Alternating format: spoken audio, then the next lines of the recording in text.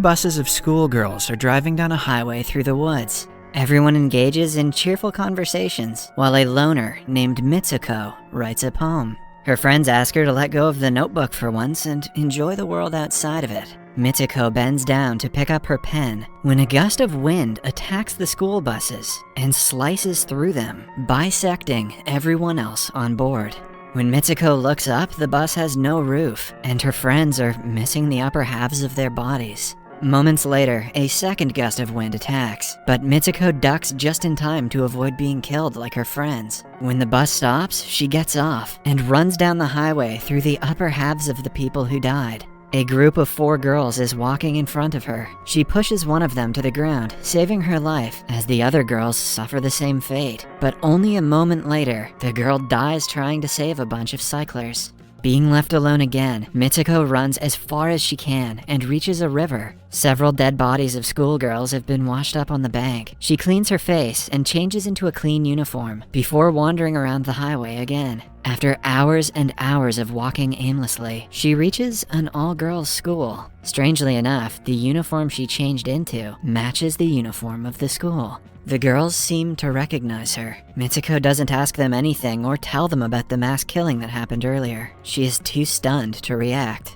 Suddenly, her girlfriend Aki approaches her. They have not seen each other for some time, but Aki claims that they have always been going to the same school. When a gust of wind hits them, Mitsuko panics and falls to the ground, but the wind does no harm this time. Aki picks her up and walks her to school. Mitsuko is beyond confused, but she rationalizes the events of the morning as a lucid dream. She believes Aki when she says that they have always gone to this particular school. When alone in a classroom, Mitsuko tells Aki about the wind that killed all of her school friends and starts to hyperventilate. To help her, Aki brings her to the window, showing her that the wind is absolutely safe. Mitsuko reaches her hand out and calms down after feeling it.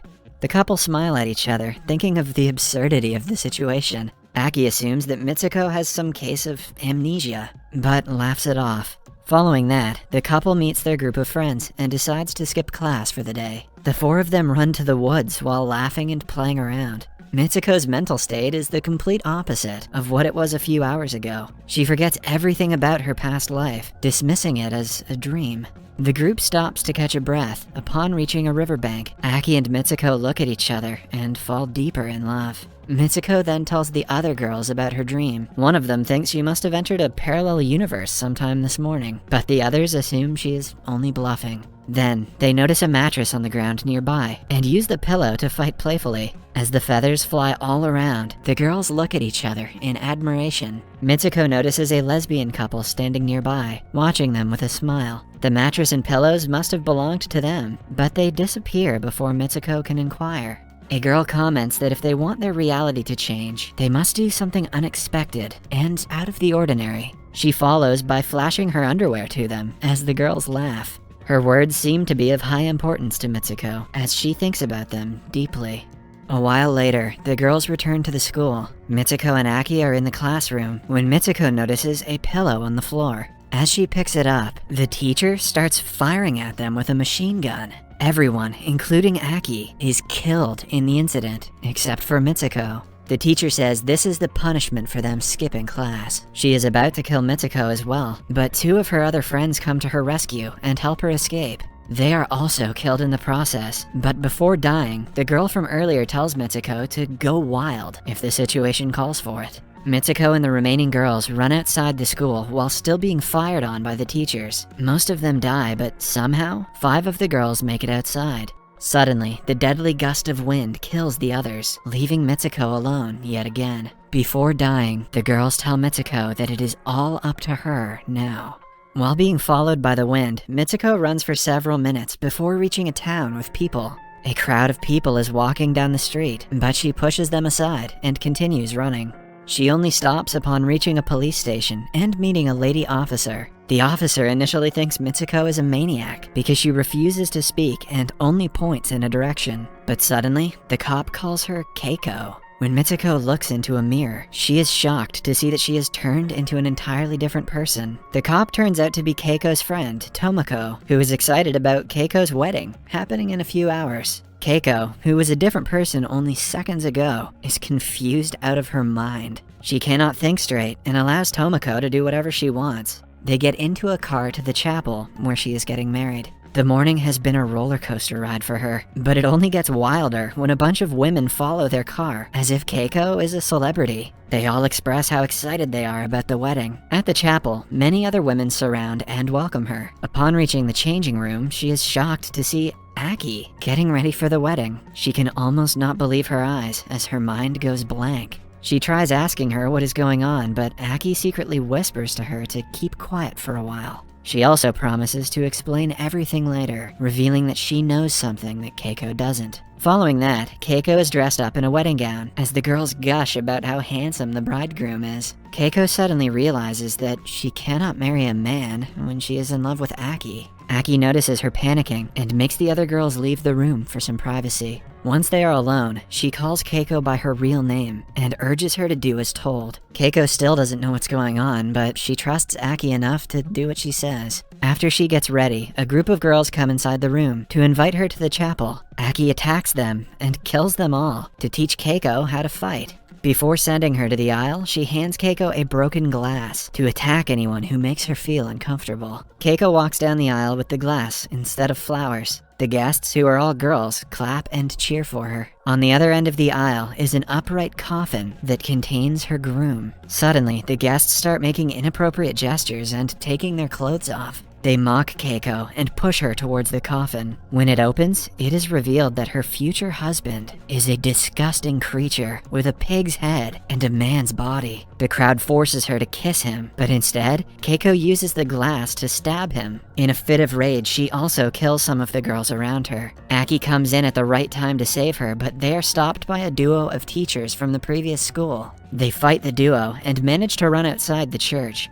Aki gets busy distracting the teachers while Keiko continues running until she is stopped by a girl in a tracksuit. The girl calls her Izumi and invites her to a marathon. Keiko gets a look at her face in the mirror and is surprised to see that she is yet again transformed into someone else. She is now Izumi, a star marathon runner who everyone is fond of. A massive crowd cheers for her as she runs alongside her friends. Her friends reveal that she has always been a good runner ever since middle school. Izumi has no clue what they are talking about, but by now she doesn't even want to know the answers. Soon she starts to enjoy herself and sees that her friends from school are running alongside her. But then, the pig groom and the teachers start to chase her behind. The girls ask Izumi to be brave because she is the only one who can escape this world. Izumi runs faster than ever and eventually reaches a cave. A schoolgirl finds her and brings her to a group of several girls like her who stand creepily with their hair covering their faces. The girl then tries to kill Izumi, claiming that if she doesn't die, everyone else will. Aki arrives just in time to save her girlfriend. She then asks Izumi to repeat the words, "I am Mitsuko." When Izumi does as told, she returns to her original form as Mitsuko. As the last step to escape this world, Mitsuko has to pull on two strings coming out through Aki's wrist that will cut her in half. She doesn't want to hurt the person she loves the most, but Aki forces her to pull on the strings. As a result, she is sliced in half, and Mitsuko enters the real world. She ends up in a restaurant where the first male characters in the movie are seen. On walking further in, she sees a bunch of perverted men looking at a poster of her, Izumi, and Keiko. It turns out that she is in a lewd city called Men's World, filled with only men who enjoy a violent 3D survival video game called Tag.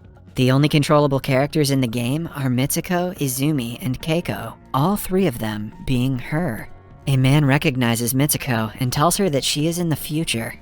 Mitsuko passes out and awakens in a cave-like place where all the characters of the game are showcased like mannequins. While wandering around, she comes across an old man playing a game on his TV. He reveals that she is 150 years ahead in the future. When she was in high school a long time ago, she was a person that he admired. After she died, he took her and her friend's DNA and made clones of them for his 3D game for men's entertainment. A younger version of the old man appears and gets naked, asking her to come to bed with him. The old man discloses that the final stage of the game is the fulfillment of his deepest wish, to get intimate with her. The man is about to touch her when she remembers the words of her friend, who asked her to do something out of the ordinary to get out of the illusion she is in. Mitsuko takes the advice and attacks the man, screaming at him to stop playing with girls like toys. She rips one of the pillows and the white feathers turn red from her anger. At last, she snatches the old man's cane and commits the unthinkable, to his shock, since her death was never a part of the game. In the final scene, Mitsuko awakens alone in a field of white snow. She registers that it is all over now, meaning that she will never have to be trapped in the game again. Although the movie seems bizarre and meaningless half of the time, it is a metaphor for Mitsuko's homosexuality and the struggle she faces as a woman in Japan. Each of the 3 different girls represents a female struggling with different but interrelated problems. Mitsuko is a high school girl who is in love with another girl. The scene where they see the mattress in the middle of the woods depicts how gay women are stranded by society. Similarly, Keiko is a woman who is forced to marry a man she doesn't love. Hence, she sees him as a disgusting pig who only wants one thing from her. Then, there is Izumi, a talented and determined girl, but she is running from the pig, denoting some sort of male presence is getting in her way of success. In the end, the old man making the girls a character in his game clearly depicts how society is dominated by men who take advantage of women and their problems. Mitsuko frees herself from the bondage